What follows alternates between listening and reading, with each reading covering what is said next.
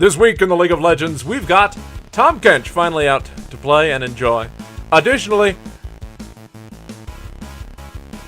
nothing.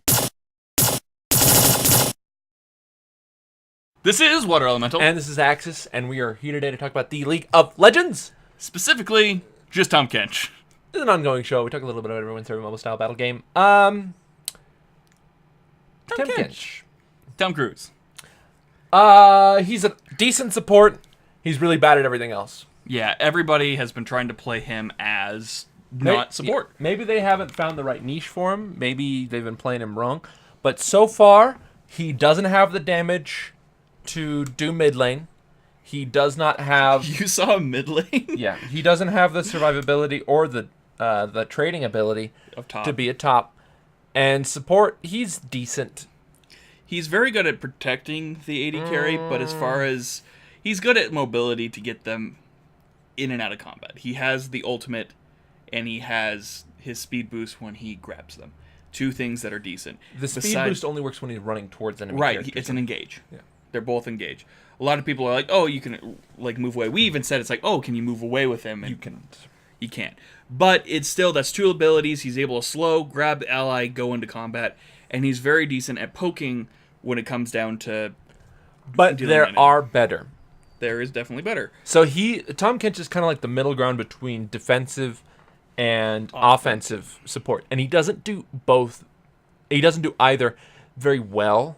Problems that I've seen so far with him specifically, you can never reliably get the stun off as an engage, which means you have to be in combat to get the stun from your tail, or your tongue whip rather, which is nigh impossible. It's unreliable to get any of the... Now, in combat, it's great. Right. But outside of it, ugh. Engages are very hard to set up with him, especially if you have a very rangy bottom lane. If you have a close range one, you're very capable of getting the appetite, his passive, and able to eat them using his W ability, I believe, and then run away with them, spin them towards your AD carry.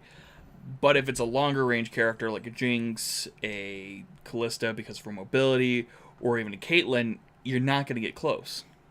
So he's kind of useless. He's not going to be able to get the grab. He can eat minions and poke at them for a while until your AD carry's ready to dive. But it's not a finishing poke. You'll never really get someone below half HP with these because they start to dodge them. And your tongue is really fast as a projectile, but it doesn't lead anything. It's like slow. Oh. But it's also opening you up to a counterattack because it roots you for the duration of the whip. Indeed. So you're going to have to be either in bush or know that their cooldown or their poke is out. Because I've seen a Varus just, oh, you're going to hit me with your tongue, huh? Full bow.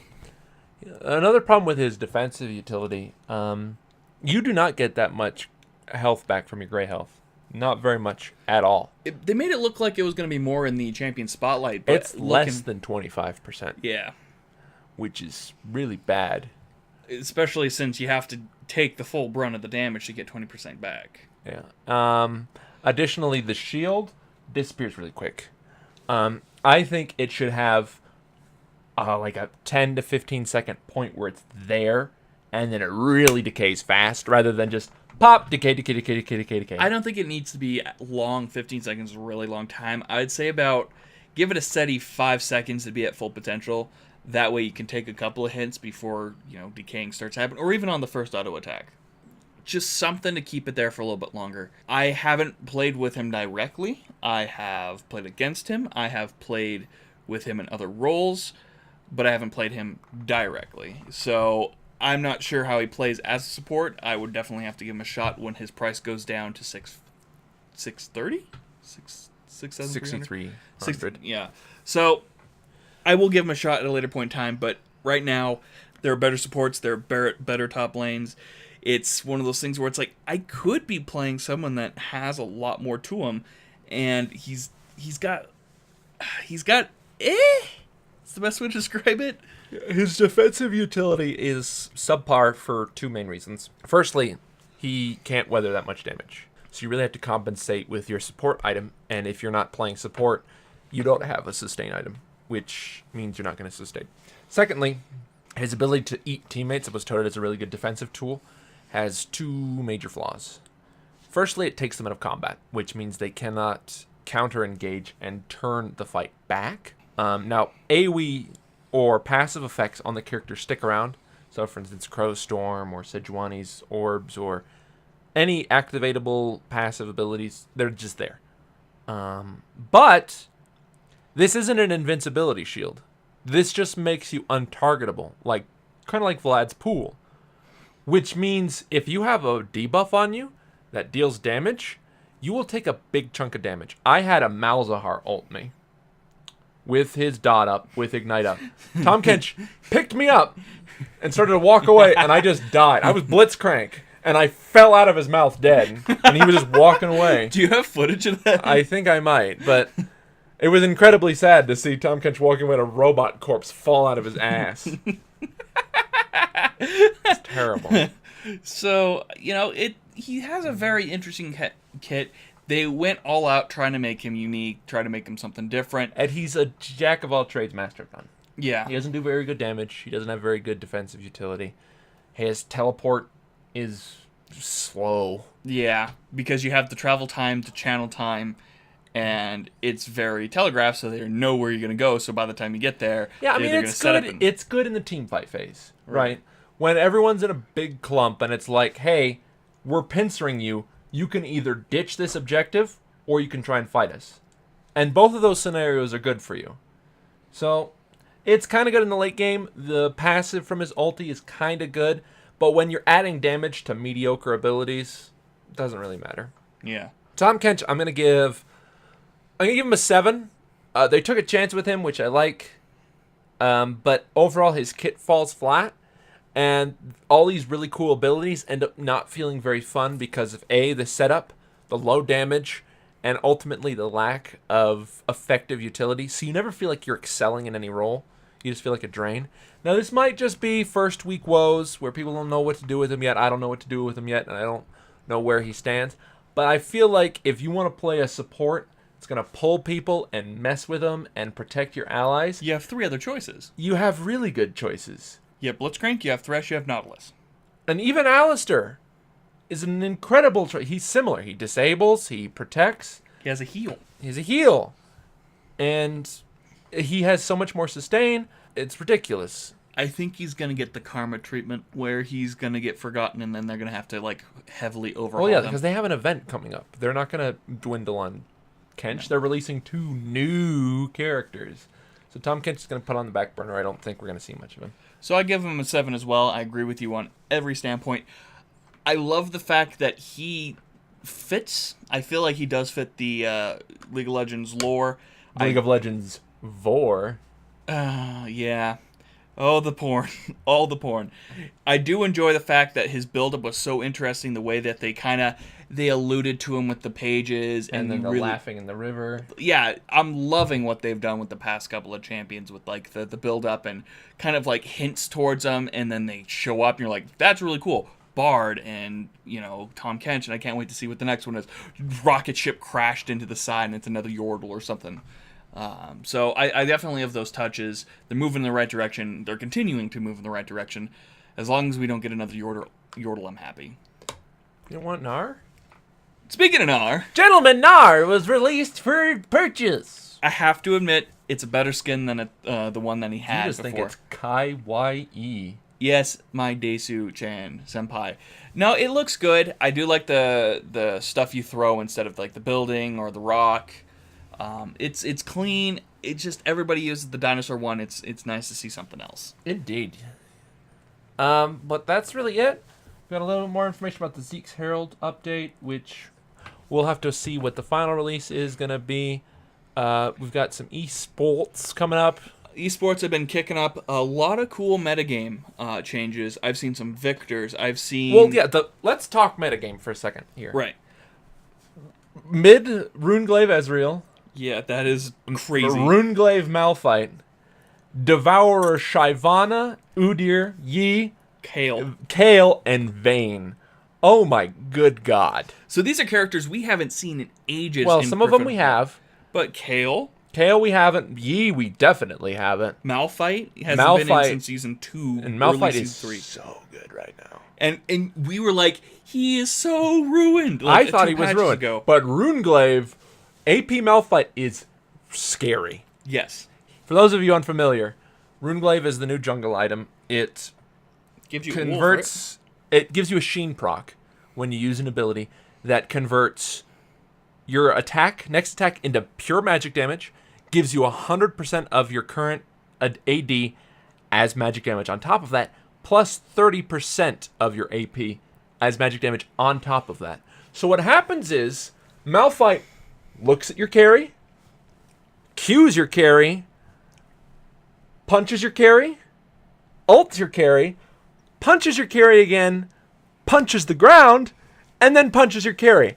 And that is about a 2-second combo that is all of their health. Yeah. And there is no defense against it. And not to mention, he goes in with his ultimate, Yeah, and then he just picks off one person. He doesn't even have to Q first. He can ult, punch, ground slam, punch again. And that's like 70-80. That's what? That's 100% plus 60% plus another 40%. It's 200% of his AB and 200% or 400% of his AD.